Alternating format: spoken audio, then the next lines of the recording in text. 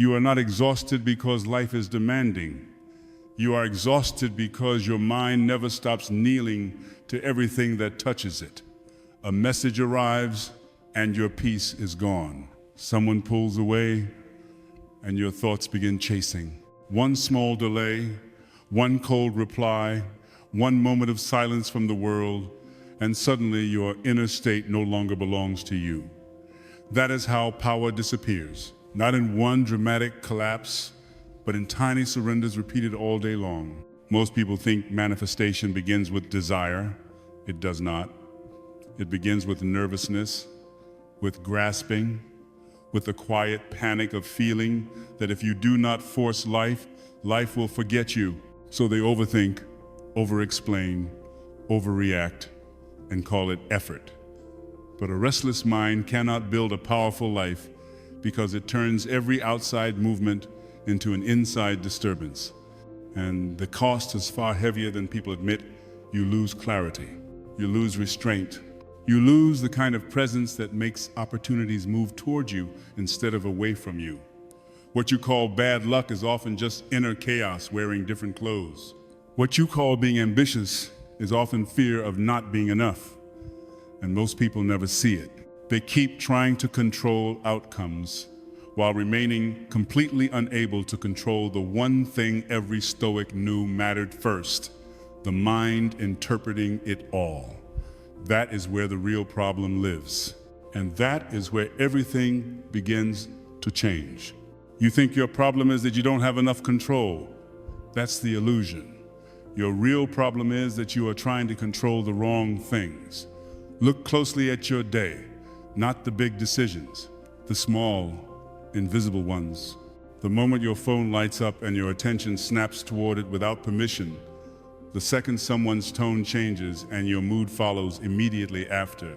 The way a delayed reply slowly turns into a story in your head, then into anxiety, then into behavior you didn't plan. This is where most people lose their lives, not in failure, not in lack of opportunity, but in unconscious reaction. And here is the part that stings when you truly see it. You are not thinking. You are being pulled by notifications, pulled by expectations, pulled by the need to be seen, validated, reassured. And every time you get pulled, you pay with something far more valuable than time. You pay with authority over yourself, because control was never about forcing outcomes. It was always about deciding what gets access to your inner state. But most people never learn this. They believe control means pushing harder, doing more, thinking more, fixing more. So they try to control conversations. They try to control how people perceive them. They try to control timing, results, emotions, outcomes. And the more they try, the more unstable they become. Because the external world was never designed to be controlled. This is where Stoicism cuts through the noise with brutal simplicity. There are things you control, and there are things you don't. And your entire quality of life depends on whether you can tell the difference and act accordingly. But here is where most people still get it wrong. They understand the idea, but they don't apply it in real time.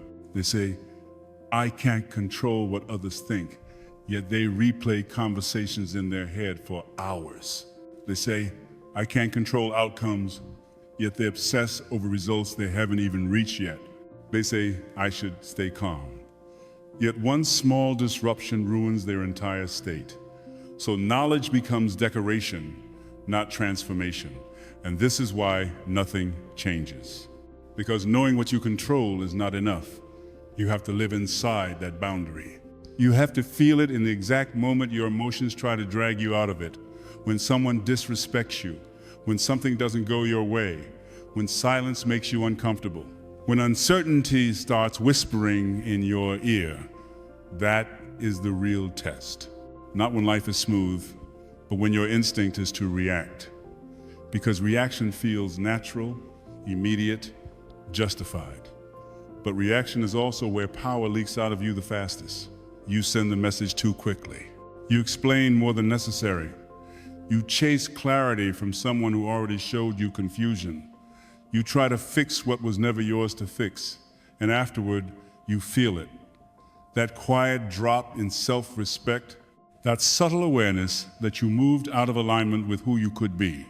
And this is where everything begins to separate. Most people ignore that feeling.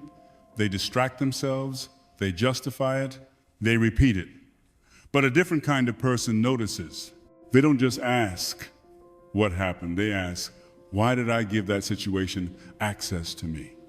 That question changes everything, because it shifts the focus away from the world and back to the only place where power actually exists.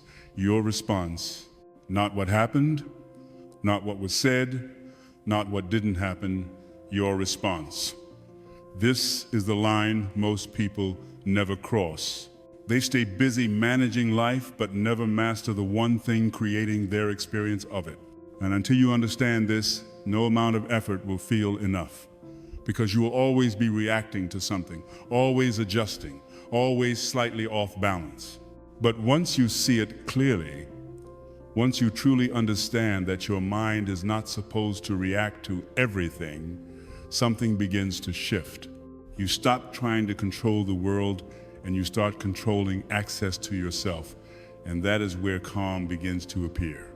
Not forced calm, not fake positivity, real calm. The kind that comes from knowing, not everything deserves my reaction, but this is only the surface. Because even if you learn to control your reactions, there is still something deeper that quietly sabotages most people. And this is where the real transformation begins. And here is the deeper layer most people never confront, because it is uncomfortable in a way that no external problem ever is. You are not just reacting, you are attached. Attached to outcomes, attached to people, attached to how things should go. And that attachment is what keeps your mind restless, even when nothing is actually happening. You are sitting still, but internally you are chasing, replaying conversations, imagining scenarios, anticipating responses that have not come yet, trying to mentally solve situations that are not even real yet. And the more you do this, the more your mind starts living in a place that does not exist. Somewhere between what happened and what you fear might happen next. That is where anxiety feeds. Not in reality, but in the gap between control and imagination. And this is why relaxing your mind feels so difficult. Because you think relaxation means removing problems. But your problem is not reality. Your problem is attachment to how reality should behave. You want the message to come faster. You want the outcome to be certain. You want the person to respond the way you expect. You want life to move in a way that confirms you are safe, valued, and in control. And when it doesn't, your mind tightens. Not because something is truly wrong, but because something is not matching your internal script. This is the hidden addiction. Not to things, but to expectations. And expectations create tension, always. Because they try to force certainty onto something that was never yours to control in the first place. You don't just want things to happen.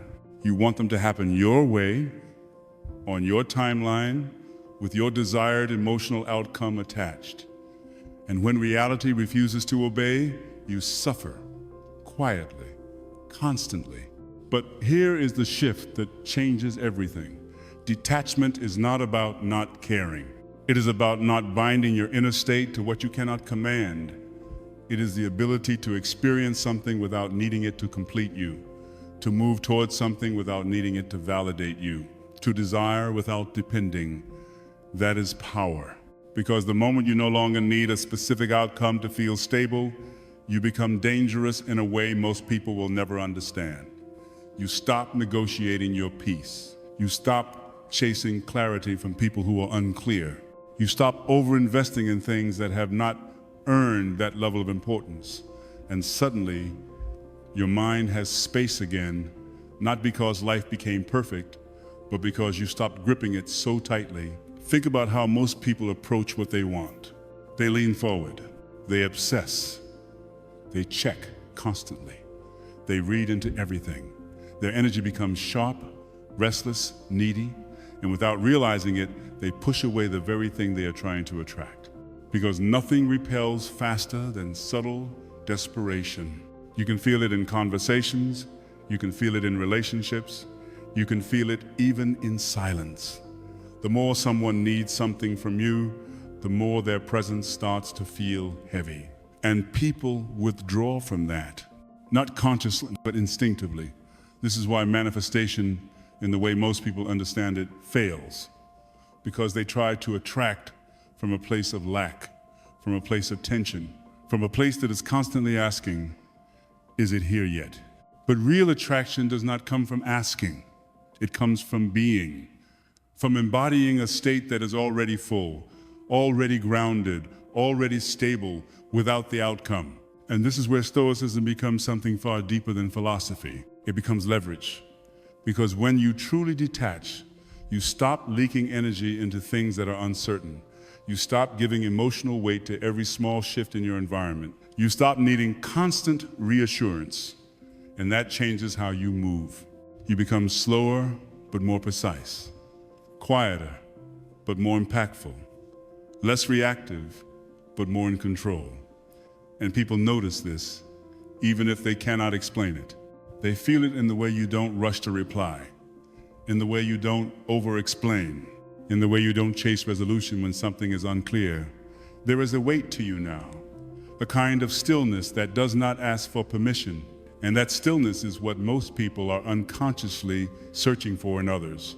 Not excitement, not intensity, stability. Because in a world full of noise, the person who is not pulled by everything becomes rare. And rarity creates value. But here is the part most people are not ready to hear. You cannot fake detachment. You cannot pretend to be calm while internally you are spiraling. You cannot act unbothered while secretly needing the outcome to go your way. Because your energy always reveals your true state. Not what you say, not what you show, but what you are. And this is why the work is internal, quiet, unseen. It is the moment you choose not to check your phone again. The moment you feel the urge to react and you don't. The moment you notice your mind creating a story and you let it pass without feeding it. These are small moments, but they compound into something powerful. Because every time you don't react, you reinforce a new identity. Not the one that chases, but the one that chooses. Not the one that needs, but the one that stands. And over time, this becomes natural. You are no longer trying to be calm. You are calm. You are no longer trying to detach. You are detached. And from that place, something shifts in a way that is almost invisible but undeniable. Life starts to meet you differently.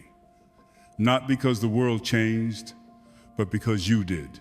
But even this is not the deepest layer, because there is still one thing that silently determines whether you fall back into old patterns or fully step into that version of yourself. And when you see it, you won't be able to unsee it. And here is the layer that decides everything, whether you realize it or not. Your identity, not what you say you want, not what you think you believe, but the version of yourself you have silently accepted as who you are. Because at the end of the day, you do not act based on goals, you act based on identity. You don't chase because you need something. You chase because somewhere deep down, you believe you are the kind of person who has to chase. You don't overthink because the situation is complicated. You overthink because you see yourself as someone who needs certainty to feel safe. You don't react because the moment is intense. You react because your identity is still tied to proving, fixing, explaining, holding on. And this is why most people stay stuck, even after they understand everything you've heard so far. They try to change behavior without upgrading identity. They try to act calm while still seeing themselves as someone who is easily shaken. They try to detach while still believing they need outcomes to feel whole. And that tension always breaks. Because behavior that is not backed by identity will always collapse under pressure. You can fake discipline for a day. You can force yourself to stay quiet for a moment. You can resist reacting once or twice. But when the situation hits something deeper, something emotional, something tied to your sense of self, you will fall back to who you believe you are. That is the invisible gravity pulling you back into old patterns. And most people never question it. They say, this is just how I am. They say, I'm just an overthinker. They say, I care too much. But those are not truths. Those are identities you have practiced long enough that they feel permanent. And anything you practice long enough becomes automatic. This is why change feels so hard. Not because it is impossible, but because you are trying to fight a version of yourself that has been reinforced thousands of times. Every time you checked your phone out of anxiety, you voted for that identity. Every time you reacted too quickly, you confirmed it. Every time you needed reassurance, you strengthened it. And over time, it stopped feeling like a choice. It started feeling like who you are. But here is the shift that breaks that cycle. Identity is not discovered. It is constructed. It is built through repetition, through decisions, through what you tolerate, what you allow, what you reinforce, and that means it can be rebuilt, but not through words, through standards. The kind of standards most people avoid because they require discomfort, because they require you to act differently before it feels natural. This is where most people hesitate. They wait until they feel ready. They wait until they feel calm. They wait until they feel confident enough to become that person. But it never works that way. You don't feel your way into a new identity. You act your way into it. Quietly, repeatedly, without needing immediate results. You become the person who doesn't react, even when everything inside you wants to. You become the person who doesn't chase, even when uncertainty feels uncomfortable. You become the person who doesn't explain themselves unnecessarily, even when silence feels risky.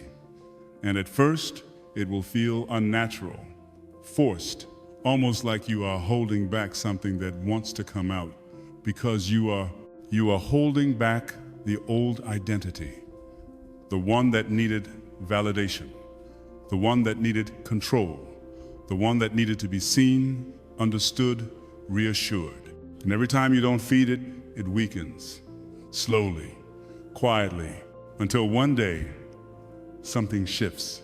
You notice a situation that used to trigger you, and it doesn't. You notice silence, and it no longer feels threatening. You notice uncertainty, and instead of tightening, you remain still. That is when you realize you are not the same person anymore. Not because you said affirmations, not because you forced positivity, but because you changed what you do in the moments that used to define you. And from that place, everything starts aligning in a way that feels almost effortless. Because now, your behavior matches your identity, and your identity no longer leaks power. But here is where it goes even deeper. Because once you begin to rebuild your identity, there is one final trap that quietly pulls people back into the old version of themselves, and it is subtle enough that most never see it until it is too late. And here is the final trap that pulls people back even after they've started to change: the need to be seen as the person they are becoming. It sounds subtle, almost harmless, but it is one of the most dangerous forms of attachment. Because now, instead of chasing outcomes, you start chasing perception. You begin to want others to notice your calm, to recognize your growth, to validate that you are no longer who you used to be. And without realizing it, you step right back into the same pattern, just wearing a more refined mask. You stay silent, but you hope they notice. You hold back your reaction, but internally you want credit for it. You detach, but part of you is still watching to see if it changes how others treat you. And the moment that recognition doesn't come, something inside you tightens again. Not as loud as before, but just enough to disturb your state. This is where most transformations quietly collapse. Not because the person lacks discipline, but because their identity is still externally anchored. They are no longer chasing things, but they are still chasing acknowledgement.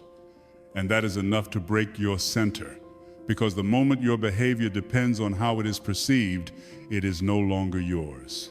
It belongs to the reaction of others. And anything that belongs to others can be taken away at any moment. This is why true inner authority feels different. It is not visible in effort. It is not announced. It does not seek confirmation. It moves in silence. It acts without needing to be understood. It holds its ground without needing to explain. Most people cannot do this for long because silence, real silence, confronts something deeper than discomfort.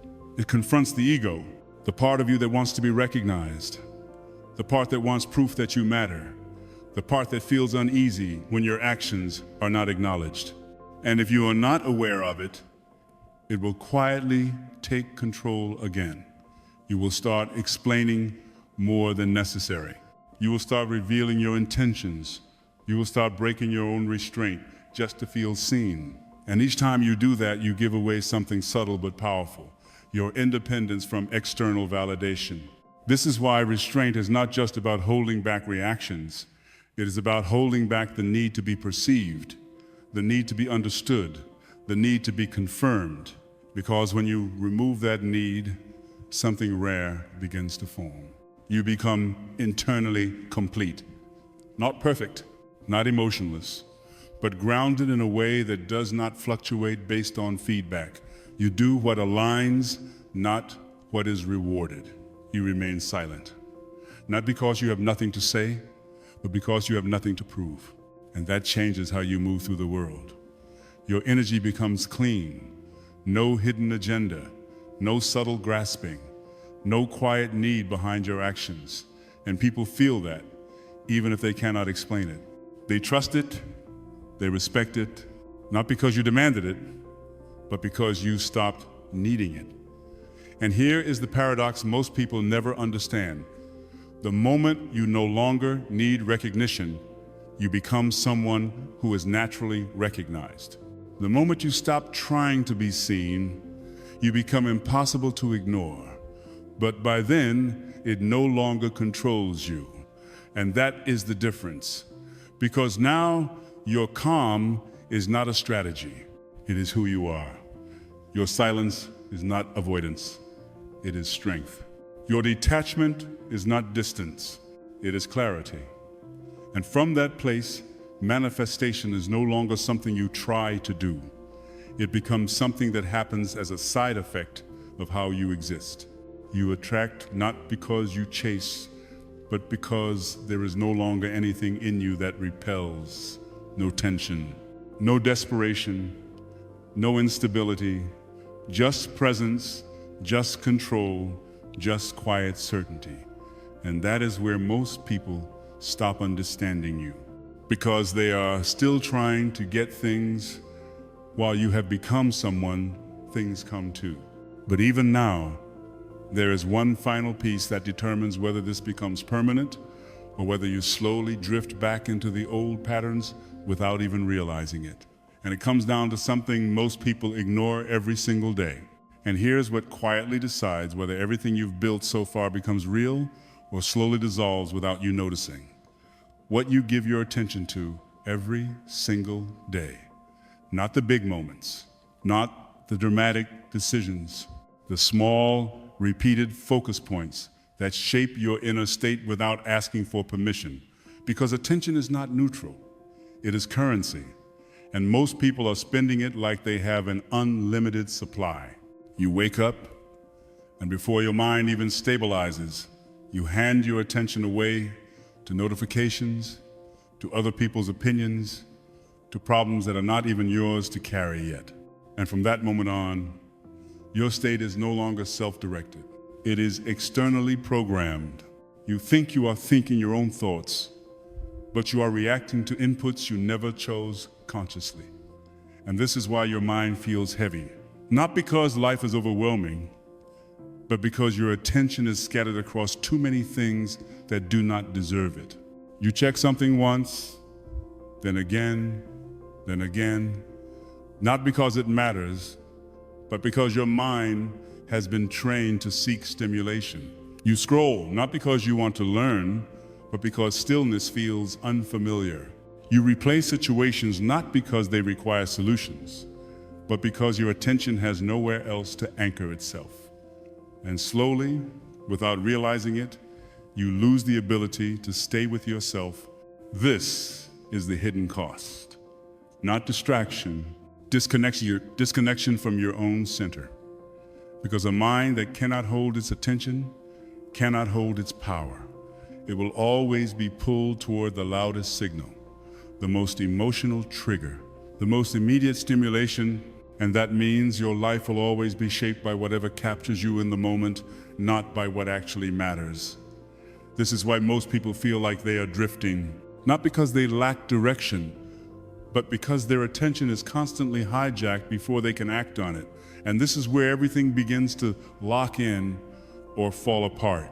Because once you understand control, once you understand detachment, once you begin to rebuild your identity, the only thing left is whether you can protect your attention long enough for those changes to take root.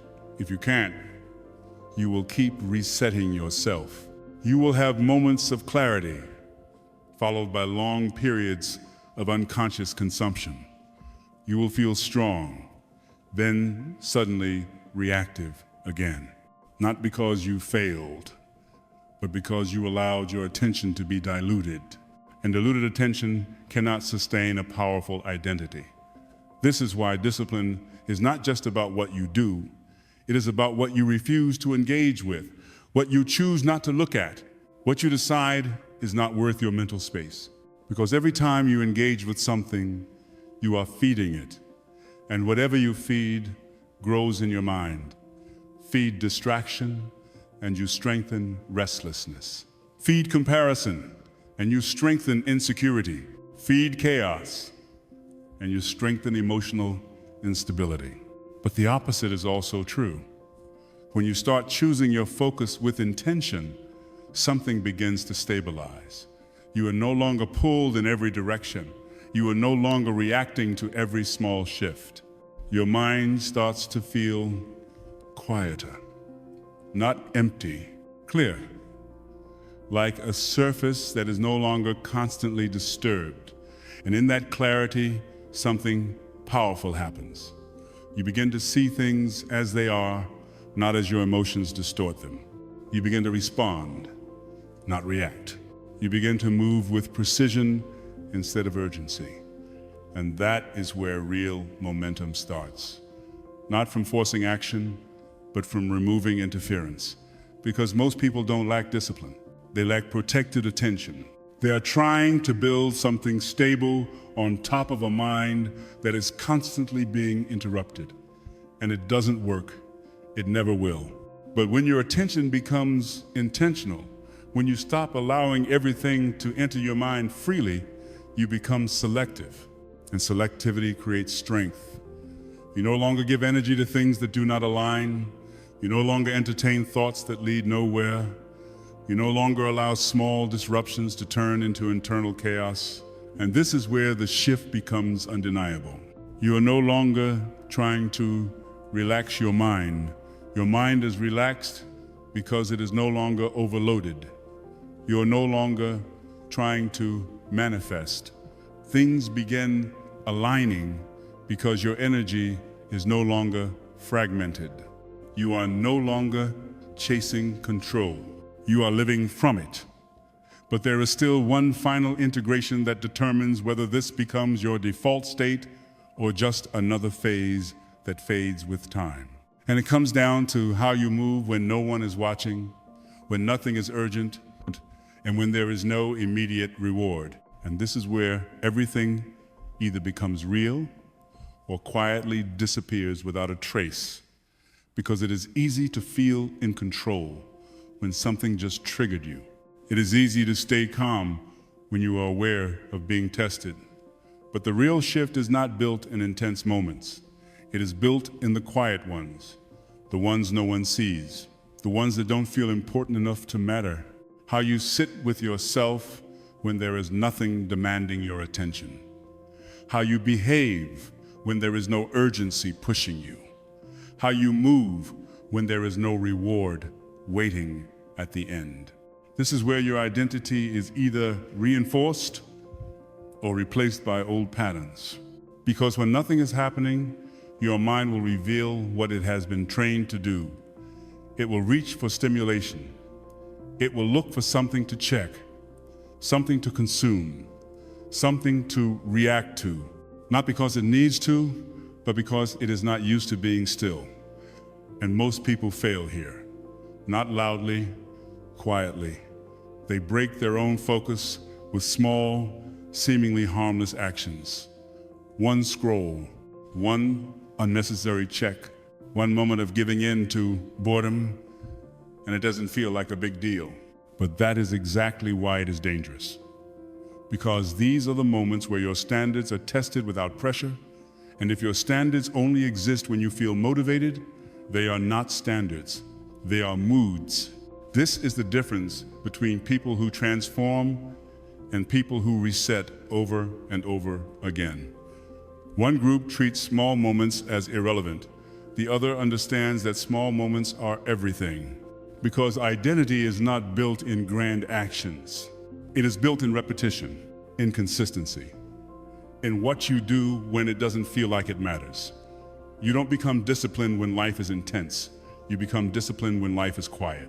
When you choose not to reach for your phone, not because you have to, but because you decided your attention matters more.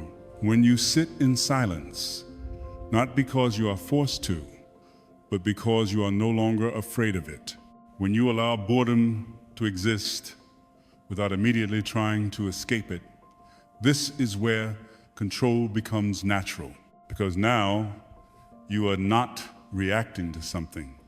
You are choosing your state before anything happens. And that is a different level of power. Most people wait for life to test them, then try to respond correctly. But by then, it is already harder. Your emotions are already involved. Your impulses are already activated.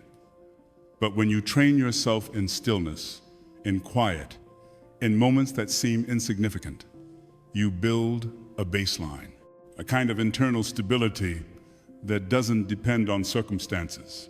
And when something does happen, you don't have to fight for control. You already have it. This is why restraint is not about suppression. It is about preparation. You are not holding yourself back. You are strengthening your ability to choose. And over time, something shifts again. The things that used to tempt you lose their pull.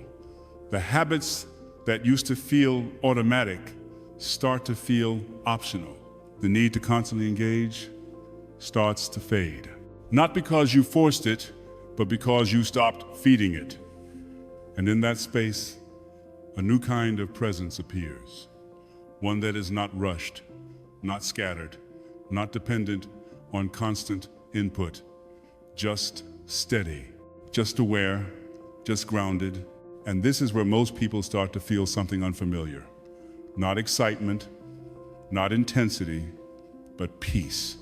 A kind of quiet confidence that does not need stimulation to exist. And for many, this feels strange at first because they are so used to chaos that calm feels empty. But if you stay there, if you don't run from it, you start to understand something most people never do. Peace is not the absence of something. It is the presence of control. And once you experience that, even briefly, you realize how much of your life was being spent in unnecessary noise. You realize how much energy was being wasted on things that never deserved it, and you stop going back. Not because you are forcing yourself to be different, but because you no longer see value in what used to distract you. And from that place, everything you've been building begins to lock in. Your calm is no longer situational. Your detachment is no longer fragile. Your attention is no longer scattered. It becomes your default. But there is still one final shift that turns all of this into something complete. Something that doesn't just change how you feel, but changes how your entire life begins to respond to you. And it comes down to how you relate to the future itself.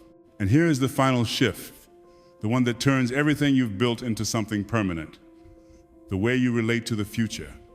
Because most people are not destroyed by the present. They are destabilized by anticipation, by what might happen, by what could go wrong, by what hasn't arrived yet. Their mind is always leaning forward, trying to secure something that does not exist yet. And in doing so, they lose the only place where control is actually possible, right now. You see it everywhere. Someone hasn't replied, and the mind jumps ahead. Did I say something wrong? Are they losing interest? What does this mean? Nothing has happened, but internally, everything is already moving. Stress, doubt, urgency, all created by a future that hasn't even formed yet. This is how most people live. Not in reality, but in projection. And the more they project, the more unstable they become. Because the future is not something you can control. It is something you influence through who you are in the present. But if your present is unstable, your future will reflect that instability. This is why people chase outcomes so aggressively. They believe if they think about it enough, plan it enough, worry about it enough, they can guarantee it. But all they are doing is draining their current state for something that is not here yet. And a weak present cannot create a strong future. That is the paradox. The more you try to secure what is ahead, the less power you have in the moment that actually shapes it. This is where Stoic thinking becomes something deeper than discipline. It becomes orientation. You stop asking, how do I make this happen? And you start asking, who do I need to be right now? Because the future is not built through force. It is built through consistency of state, through repeated alignment, through the quiet accumulation of controlled moments. When you stop leaning into the future, something shifts immediately. Your mind comes back, your energy stabilizes, your decisions become clearer. You are no longer reacting to imagined scenarios. You are responding to what is real. And that alone changes your trajectory more than any strategy ever could, because now your actions are clean, not driven by fear, not rushed by urgency, not distorted by overthinking, just precise, just intentional. And this is where manifestation in its truest form begins to make sense, not as something mystical, not as something external, but as a natural consequence of internal order. When your mind is not scattered, your actions align. When your actions align, your direction becomes clear. When your direction is clear, results follow. Not instantly, not magically, but inevitably. Because you are no longer interrupting your own path with doubt, distraction, and reaction. You are moving in a straight line. And that is rare. Most people are constantly zigzagging between clarity and confusion, between discipline and impulse, between focus and distraction. But when you remove that internal conflict, your movement becomes different. Slower on the surface, but faster in outcome, because there is no resistance inside you, no second guessing, no constant correction, just forward motion. And this is where something almost quiet but undeniable begins to appear.